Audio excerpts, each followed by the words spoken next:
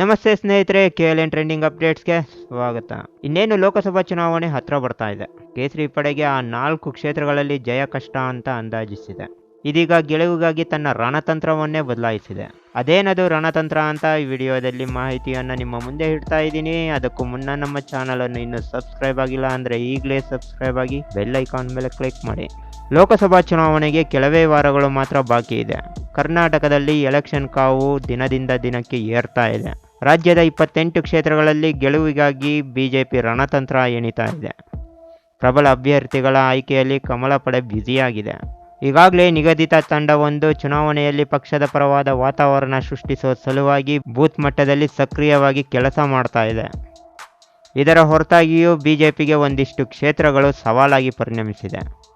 ಅವುಗಳನ್ನು ಗೆಲ್ಲಲು ವಿಶೇಷವಾದ ಕಾರ್ಯತಂತ್ರವನ್ನು ಕೇಸರಿ ಪಾಳೆಯದ ನಾಯಕರು ರೂಪಿಸ್ತಾ ಇದ್ದಾರೆ. ಈಗಾಗಲೇ ಬಿಜೆಪಿ ಹೈಕಮಾಂಡ್ ಕೆಲವು ನಿರ್ದಿಷ್ಟ ಕ್ಷೇತ್ರಗಳನ್ನು ಗುರುತಿಸಿದ್ದು, ಅಲ್ಲಿ ಒಂದಿಷ್ಟು ಆಂತರಿಕ ಸವಾಲುಗಳನ್ನು ಬಿಜೆಪಿ ಎದುರಿಸ್ತಾ ಇದೆ. ಜೊತೆಗೆ ಬಿಜೆಪಿ ಜೆಡಿಎಸ್ ಮೈತ್ರಿ ಒಗ್ಗಟ್ಟಿಗೆ ಅಡ್ಡಿಯಾಗುವ ಅಂಶಗಳನ್ನು ಸಹ ನಾಯಕರು ಕಂಡುಕೊಂಡಿದ್ದಾರೆ. ಈ ಸವಾಲುಗಳನ್ನು ಬಗೆಹರಿಸಲು ಸಾಧ್ಯವಿರುವ ಅಭ್ಯರ್ಥಿಗಳನ್ನು ಗುರುತಿಸುವ ಪ್ರಯತ್ನಗಳು ಸಹ ನಡೀತಾ ಇದೆ. ಹಳೆ ಮೈಸೂರು ಪ್ರಾಂತ್ಯದಲ್ಲಿ ಆಡಳಿತ ವಿರೋಧಿ ಅಲೆಯನ್ನು ಗೆಲುವಾಗಿ ಪರಿವರ್ತಿಸುವ ಅಭ್ಯರ್ಥಿಗಳನ್ನು ಹುಡುಕಲಾಗುತ್ತಿದ್ದು, ಆಪರೇಷನ್ ಕಮಲದ ಪ್ರಯತ್ನವೂ ನಡೆಯುವ ಸಾಧ್ಯತೆ ಇದೆ ಅಂತ ಮೂಲಗಳು ಹೇಳ್ತಿವೆ.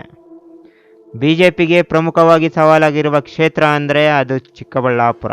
ಚಿಕ್ಕಬಳ್ಳಾಪುರದ ಹಾಲಿ ಬಿಜೆಪಿ ಸಂಸದ BN ಬಚ್ಚೇಗೌಡರವರು ವಯಸ್ಸಿನ ಕಾರಣ ನೀಡಿ ಚುನಾವಣೆಯಿಂದ ಹಿಂದೆ ಸರಿದಿದ್ದಾರೆ.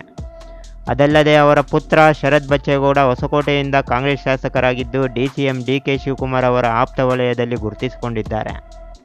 ಈ ಹಿನ್ನೆಲೆಯಲ್ಲಿ ಚಿಕ್ಕಬಳ್ಳಾಪುರದಲ್ಲಿ ಕಾಂಗ್ರೆಸ್ ನಾಯಕ ಶಿವಶಂಕರ್ ರೆಡ್ಡಿ ಅವರನ್ನು ಬಿಜೆಪಿಗೆ ಕರೆತರುವ ಪ್ರಯತ್ನಗಳು ಸಹ ನಡೀತಾ ಇವೆ.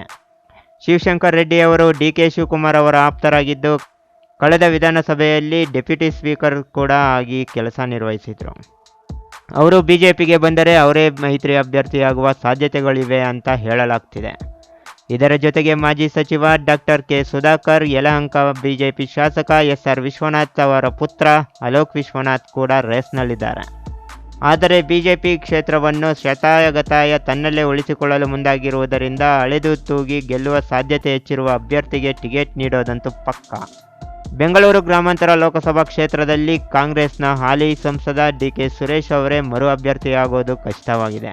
DK ಬ್ರದರ್ಸ್ ಕೋಟೆಯನ್ನು ಭೇದಿಸಲು ಬಿಜೆಪಿ ಹಾಗೂ JDS ನಾಯಕರು ಮಾಜಿ ಪ್ರಧಾನಿ HD ದೇವೇಗೌಡ ಅವರ ಅಳಿಯ ಹಾಗೂ ಜಯದೇವ ಆಸ್ಪತ್ರೆಯ ಮಾಜಿ ನಿರ್ದೇಶಕ ಡಾಕ್ಟರ್ CN ಮಂಜುನಾಥ್ ಅವರನ್ನು ಕಣಕ್ಕಿಳಿಸುವ ಪ್ರಯತ್ನ ಮಾಡ್ತಾ ಇದ್ದಾರೆ. ಆದರೆ CN ಮಂಜುನಾಥ್ ಅವರು ಬಿಜೆಪಿಯಿಂದ ಕಣಕ್ಕಿಳಿಯುತ್ತಾರೋ ಅಥವಾ JDSನಿಂದ ಕಣಕ್ಕಿಳಿಯುತ್ತಾರೋ ಅನ್ನೋದು ಪ್ರಶ್ನೆ ಆಗಿದೆ. ಇದರ ಜೊತೆ ಮಾಜಿ ಸಚಿವ CP ಯೋಗೇಶ್ವರ್ ಕೂಡ ರೇಸ್ನಲ್ಲಿದ್ದಾರೆ. ಇನ್ನು ಹಳೆ ಮೈಸೂರು ಪ್ರಾಂತ್ಯದಲ್ಲಿ ಮೈಸೂರು, ಕೊಡಗು, ಮಂಡ್ಯ, ಹಾಸನ ಹಾಗೂ ಚಾಮರಾಜನಗರ ಲೋಕಸಭಾ ಕ್ಷೇತ್ರಗಳಿದ್ದು, 4 ಕ್ಷೇತ್ರಗಳು ಬಿಜೆಪಿಗೆ ಸವಾಲಾಗಿ ಪರಿಣಮಿಸಿವೆ ಎನ್ನಲಾಗ್ತಿದೆ. ಅದರಲ್ಲೂ ಚಾಮರಾಜನಗರ ಕ್ಷೇತ್ರದಲ್ಲಿ ಹಾಲಿ ಬಿಜೆಪಿ ಸಂಸದ ಶ್ರೀನಿವಾಸ್ ಪ್ರಸಾದ್ ಅವರು ನಿವೃತ್ತಿ ಘೋಷಿಸಿದ್ದಾರೆ. ಈ ಹಿನ್ನೆಲೆ ಹೊಸ ಅಭ್ಯರ್ಥಿಯನ್ನು ಹಾಕಬೇಕಾದ ಅನಿವಾರ್ಯತೆ ಬಿಜೆಪಿಗೆ ಇದೆ. ಅದಲ್ಲದೆ 2023ರ ವಿಧಾನಸಭಾ ಚುನಾವಣೆಯಲ್ಲಿ ಚಾಮರಾಜನಗರ ಕ್ಷೇತ್ರದಲ್ಲಿ ಕಾಂಗ್ರೆಸ್ ಪ್ರಾಬಲ್ಯ ಸಾಧಿಸಿರೋದರಿಂದ ಕೇಸರಿ ಪಡೆಗೆ ಇಲ್ಲಿ ಪ್ರಬಲ ಸ್ಪರ್ಧೆ ಏರ್ಪಡುವ ಸಾಧ್ಯತೆ ಇದೆ.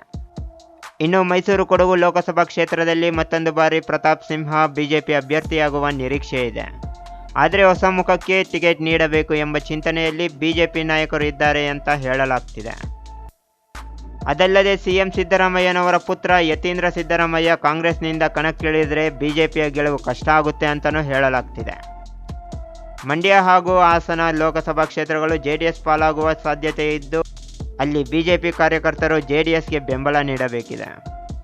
ಮಂಡ್ಯದಲ್ಲಿ ಪಕ್ಷೇತರೆ ಸುಮಲತಾ ಅಂಬರೀಶ್ ಹಾಲಿ ಸಂಸದರಾಗಿದ್ದರೆ, ಹಾಸನದಲ್ಲಿ JDS ಸಂಸದ ಪ್ರಜ್ವಲ್ ರೇವಣ್ಣ ಹಾಲಿ MP ಆಗಿದ್ದಾರೆ. ಸುಮಲತಾ ಅಂಬರೀಶ್ ಬಿಜೆಪಿಗೆ ಬೆಂಬಲ ನೀಡಿದ್ದರೂ ಸಹ ಮಂಡ್ಯ ಕ್ಷೇತ್ರಕ್ಕೆ JDS ಪ್ರಬಲ ಬೇಡಿಕೆ ಇಟ್ಟಿರೋದರಿಂದ ಅನಿವಾರ್ಯವಾಗಿ ಅವರು ತಮ್ಮ ಕ್ಷೇತ್ರವನ್ನು ಬಿಟ್ಟುಕೊಡಬೇಕಿದೆ.